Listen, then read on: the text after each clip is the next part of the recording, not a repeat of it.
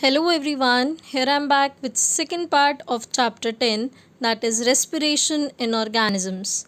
In the previous video we have discussed about what respiration means, what is breathing. We had just an introduction of the chapter. Now we are taking the chapter in detail as we are covering the topics like what is breathing, breathing क्या है, changes in breathing rate in different conditions के अंदर breathing rate कैसे change होता है. Then we discuss some interesting points, some parts involve in process of respiration. हमारी body के कौन कौन से पार्ट्स रेस्पिरेशन प्रोसेस में इन्वॉल्व होते हैं. And in last, we are going to discuss about process of breathing, that is inhalation plus exhalation. So firstly, I am starting with breathing. As I told you in the previous video, breathing is just the sum of inhalation plus exhalation. एक inhale और एक exhale is called as breathing. Inhalation is of oxygen rich air and exhalation is carbon dioxide rich air. हम oxygen rich air body के अंदर लेके जाते हैं and we release out the air which is rich in carbon dioxide.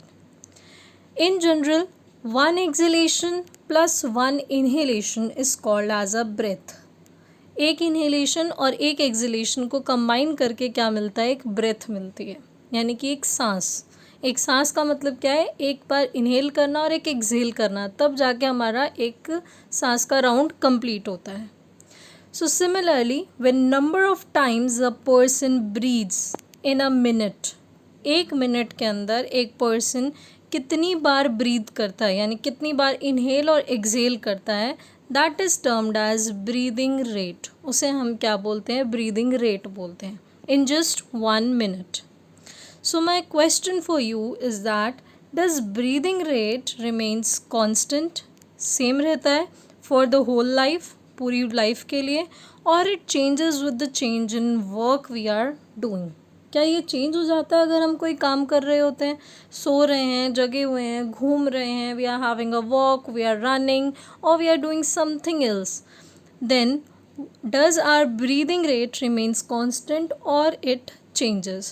So we are taking this by an activity that you have to measure your breathing rate in different conditions. As I have done my own activity, that firstly I filled my name, that is I am mentioned as self.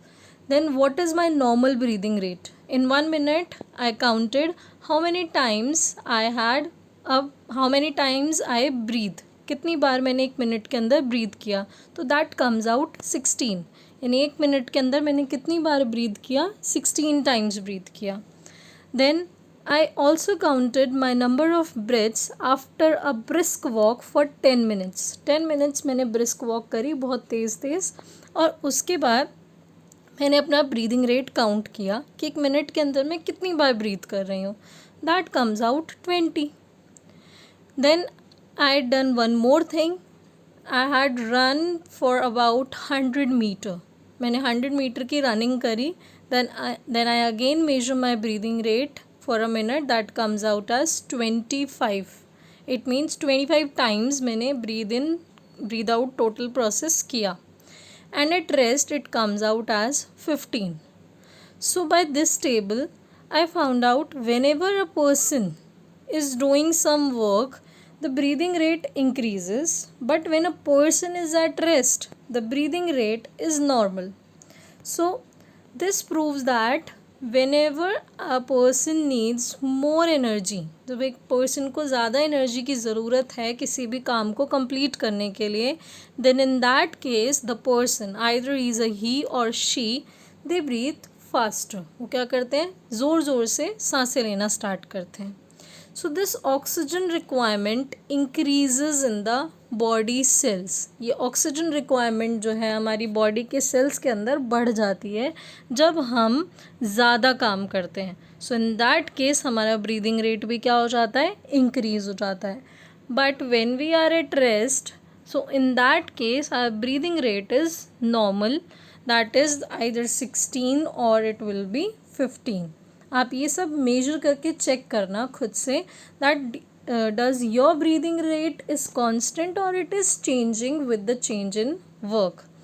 Now we are going to discuss some interesting points like on an average an adult human being, एक adult human being जो है वो 1 minute के अंदर 15 से 18 times क्या करता है, ब्रीथ करता है.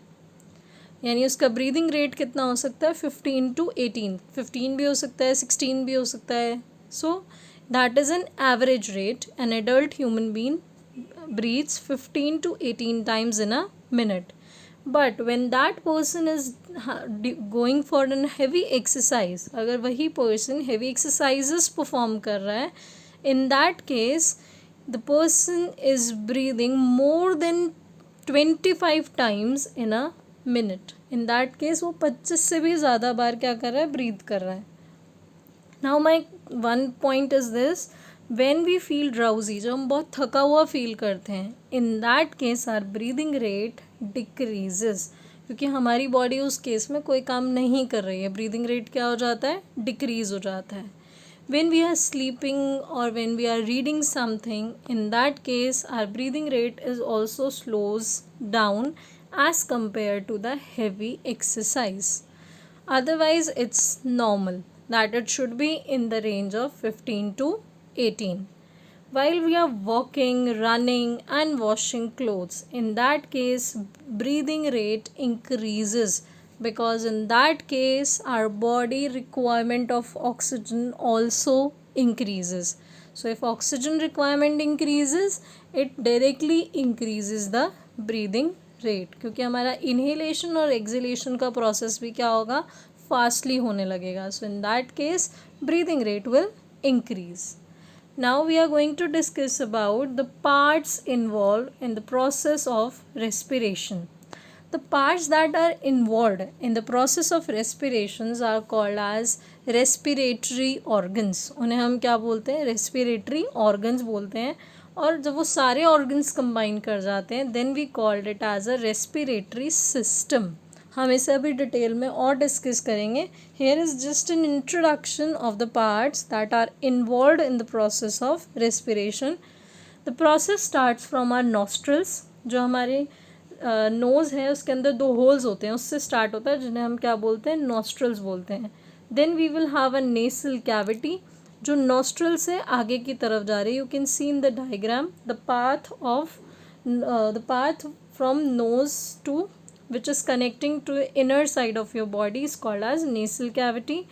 Then we are having pharynx, as you can see in the diagram here, the pharynx is mentioned. Then we have trachea, which is also called as your windpipe. Then we have 2 lungs, one on the left side and one on the right side, right lung and left lung. Then we have a diaphragm. In the last we have a diaphragm which is made up of muscles. So these are the parts, or we can say these are the organs which are involved in the process of respiration. So they are called as respiratory organs, or we can call it as a respiratory system. हम इन सब के combination को respiratory system भी बोल सकते हैं. Now we are going to discuss the process of breathing, that is inhalation. कैसे हमारा इन्हेलेशन का प्रोसेस होता है. Whenever we breathe in, जब हम ब्रीद इन करते हैं तो हम क्या ब्रीद इन कर रहे हैं, we are breathing in the oxygen rich air through our nostrils. जो हमारे नोज़ के 2 होल्स हैं उससे हम क्या करते हैं, ऑक्सीजन रिच एयर अंदर लेते हैं. Then it goes in the nasal cavity. जो नोज़ का पाथ है उसके अंदर जाता है, that is called as nasal cavity. And from that nasal cavity it goes into the lungs. कहाँ पहुँच जाता है, लंग्स में. और लंग्स कौन से एरिया में प्रेजेंट है, in the chest area, that is called as chest cavity. और उस एरिया को हम क्या बोलते हैं, चेस्ट कैविटी बोलते हैं. So whenever we take in oxygen rich air, so in that case our ribs are the surrounding part or the covering part of our lungs. So the ribs will move up आप जब भी breathe in करेंगे you can feel out कि आपकी जो ribs होती हैं, bones होती हैं लंग्स के ऊपर कवरिंग की, वो क्या हो जाती हैं, दे विल मूव अप, ऊपर की तरफ जाती हैं.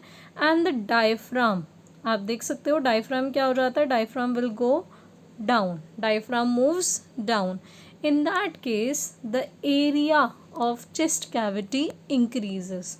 उस केस में क्या होता है, जो आपका एरिया है ये चेस्ट कैविटी का वो इंक्रीज़ हो जाता है, क्योंकि डायफ्राम यहाँ तक था, ये पूरा आपका हो गया chest cavity. But when we inhale, जब हम सांस अंदर लेते हैं, ऑक्सीजन रिच एयर हमारी बॉडी के अंदर जाता है, in that case this diaphragm moves from this position to this position, and in that case our area of chest cavity also increases and our lungs will get filled up with air. और हमारे lungs के अंदर क्या fill हो जाती है, air fill हो जाती है. Now अब inhalation हुआ तो then what will happen, then exhalation will take place. inhalation होते ही क्या हो जाएगा, exhalation हो जाएगा.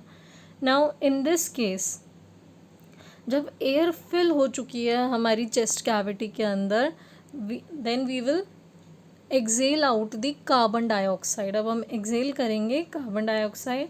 सो in that case our rib moves down. Inhalation किया था तो रिब्स कहाँ गई थी, ऊपर की तरफ. Now in this case the ribs moves down and diaphragm moves backs to its normal position. अब डायफ्राम इनहेलेशन के केस में क्या हुआ था, यहाँ नीचे की तरफ आ गया था, but in case of exhalation ये क्या होगा, ऊपर की तरफ चला जाएगा. Now size of chest cavity क्या हो जाएगी, डिक्रीज हो जाएगी. Now the air which is rich in carbon dioxide will push out from the lungs. जो भी एयर यहाँ पर प्रेजेंट है which is rich in carbon dioxide will be pushed out from the lungs. And this process takes place in your whole day many times, as 15 to 18 times in a minute. You can count out how many times it happens in the whole day. If in 1 minute it is having 15 to 18 breathing rate, then in the whole day, that is 24 hours, how many times we are breathing.